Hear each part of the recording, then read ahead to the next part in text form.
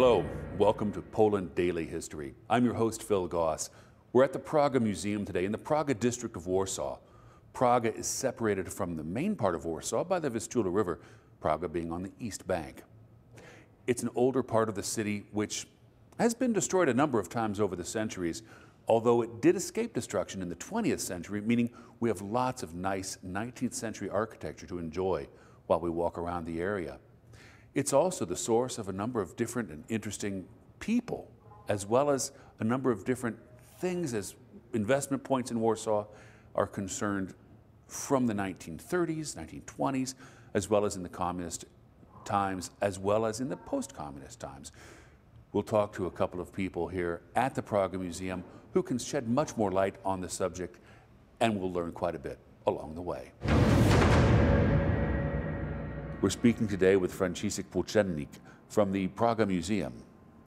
Franciszek, tell me, from the mid-18th century until, let's say, the end of World War I, when Poland came back on the map, what was happening in Praga and how did it develop in this time? There was a lot of going on, actually. The late 19th century, speaking in brief words, has seen the most rapid infrastructure and industrial development of all time in Praga and in Warsaw, actually. So basically, in 1863, there's been the so-called January uprising against the Russian government. And right after the uprising, the Russians, paradoxically, started building in Praga. They've built the Cerkiew, so the Orthodox Church, for their Russian community here, and the bridge connecting Praga and Warsaw, the capital city. They've built 2 train stations, one connecting Warsaw with Moscow, another one with Petersburg, right?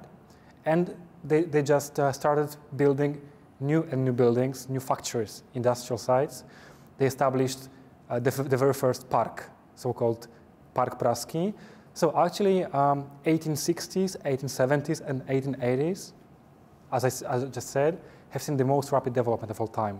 Praga has been demolished and destroyed several times before by different troops during different battles and different wars. So that was the first time in history where Praga actually came out from ruins to just a city.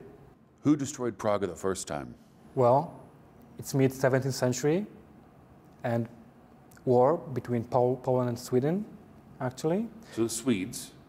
And there was a huge battle between Polish and Swedish troops. Here in Praga? Yes. And next?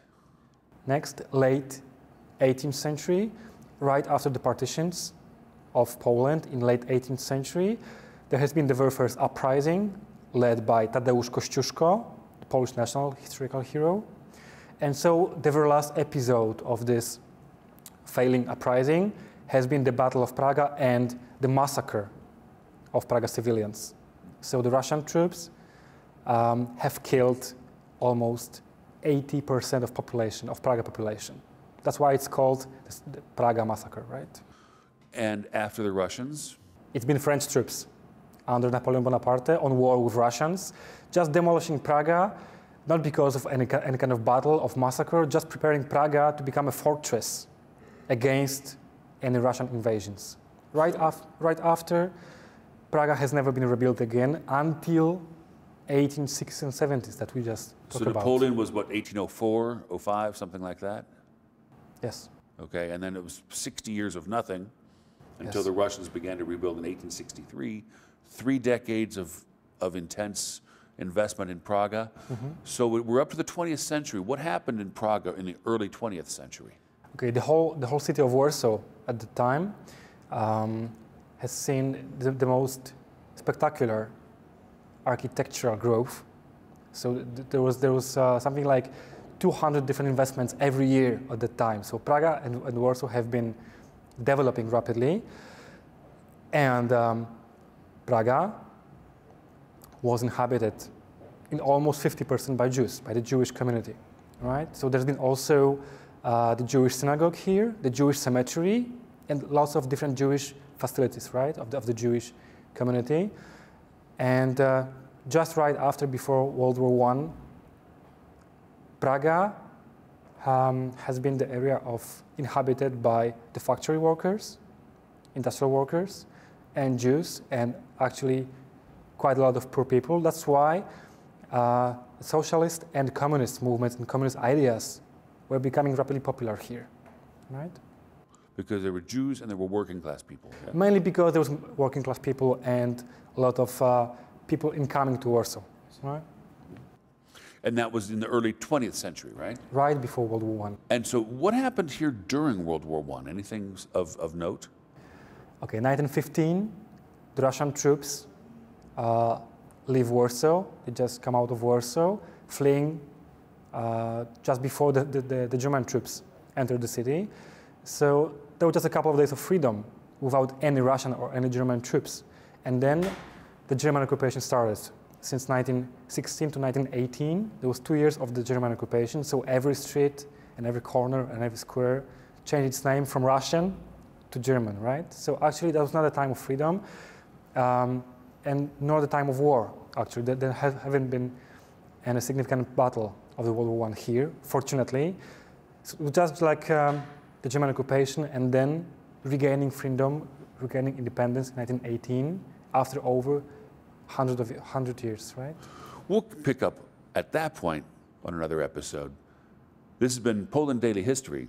I'm Phil Goss with our guest, Franciszek Płócennik.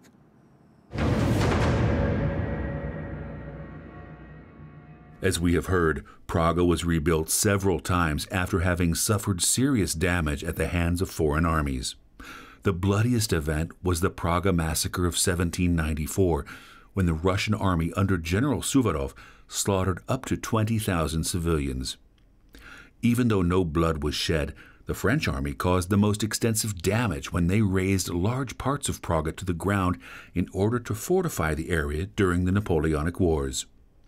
Decades later, when the Industrial Revolution reached the region, Praga was once again rebuilt thanks to entrepreneurs such as Julian Różycki, who started out as a pharmacist but whose numerous business ventures left a lasting impact on Praga. I'm Phil Goss with Senior Curator Jolanta Wiśniewska of the Praga Museum. Ms. Wiśniewska, we are located next to Baza Różyckiego. Who was Mr. Różycki? Julian Różycki to niemalże symbol Pragi. Julian Różycki is a symbol of Praga and one of its most known characters. He's most associated with the bazaar, the oldest active marketplace in the town. But Julian Różycki is more than just a person involved in trading.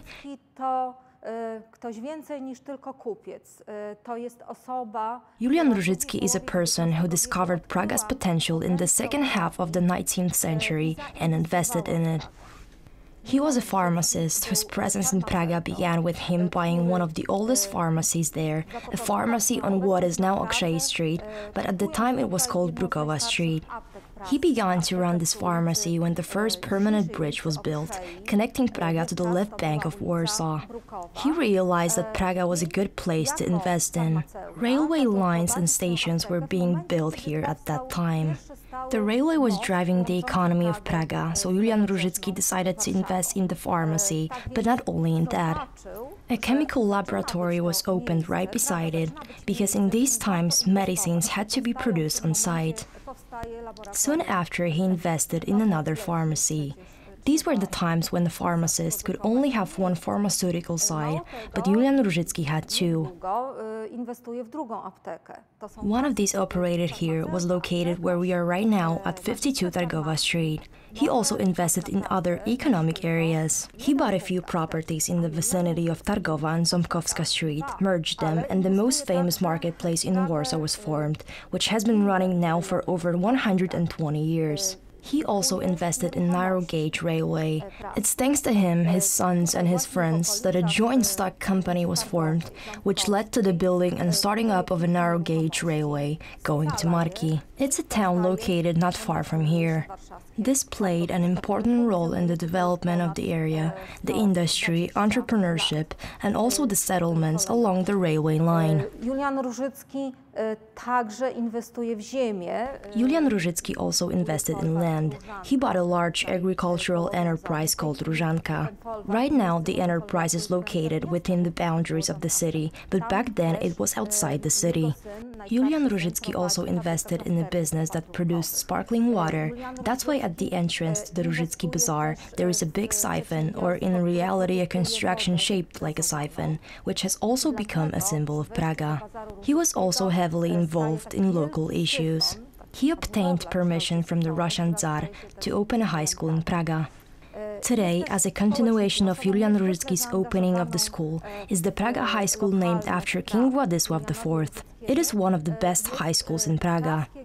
He involved himself in the building of the Church of Saint Florian and in the building of the pavilion of the hospital in Praga. Thanks to his philanthropy, we have a free-of-charge library for young people in Praga and also an orphanage. He really was a person heavily involved in issues important to the people of Praga at the time. Sprawy ważne dla współczesnych mu Prażan. Thank you very much. For Poland Daily, at the Praga Museum with Jolanta Wiśniewska, Senior Curator. As we've seen, Praga has been the source of quite a bit of rich history for Warsaw, as well as a number of influential Warsawians who came from here. Although it is a tight-knit community, gentrification in the past years is changing the face of Praga. Let's hope, though, that it doesn't change the nature of the community. For Poland Daily History, I'm your host, Phil Goss.